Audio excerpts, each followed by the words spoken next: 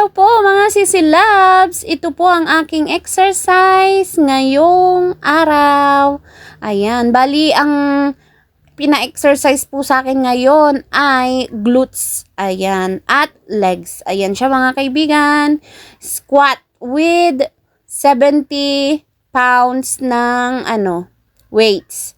35 kada weights na nasa gilid ng aking bar na binubuhat. Ayan. Gagawin ko ito mga kaibigan ng 5 beses. 5 beses ng 12. Ayan. O, diba? Ang galing-galing ko na, diba mga kaibigan? Napapansin nyo din. Sabay ganun. Tinanong. Ayan. Ganito po ang aking ginawa. Bali, ang ang target po niyan mga kaibigan ay ang glutes area. At, syempre, ang legs. Ayan. Ganyan po.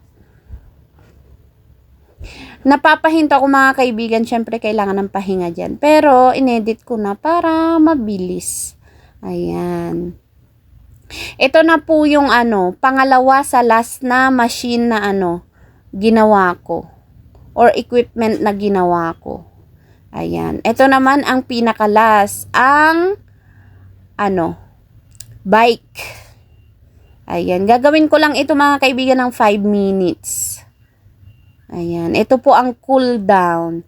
Pagkatapos pong gumamit ng mga machine or equipments, ayan, ang cool down po ay bike. 5 minutes lang siya mga kaibigan. Ayan, walang tigil yan mga kaibigan ha, dire-diretso pong 5 minutes. Ayan. So, syempre, kailangan nating edit ng medyo mabilis para, ayan, magkasya po sa ating 3 minutes na ipopost. O, diba? Yung pagod na yung legs ko dyan dahil sa pag-squat ko na may buhat kang 70 kilos. 70 pounds. Ayan. Kaya, ayan, hinahawakan ko na yung legs ko. Napagod na ang inyong kaibigan. O, diba? Pero kaya pa rin yan. O, kita nyo, diba? Ang liksi ko pa. Ayan. At pagkatapos hawakan ng legs, hahawak naman sa bike. Dahil pagod na ang legs. Sabay ganun. Napapatawa na lang ako sa sarili ko. Pero at least mga kaibigan, nakikita ko naman na ang result ng aking mga ginagawa sa gym. Ayan. Kaya lalo akong namomotivate. Ayan, ganyan po mga kaibigan. Lalo po akong namomotivate dahil maganda po ang result ng aking pag-gym. O, diba? Sino bang hindi gaganahan kung maganda yung resulta ng iyong ginagawa, diba?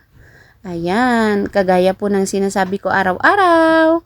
Maraming salamat po sa inyong pagsuporta. Ayan. Maraming salamat mga kaibigan.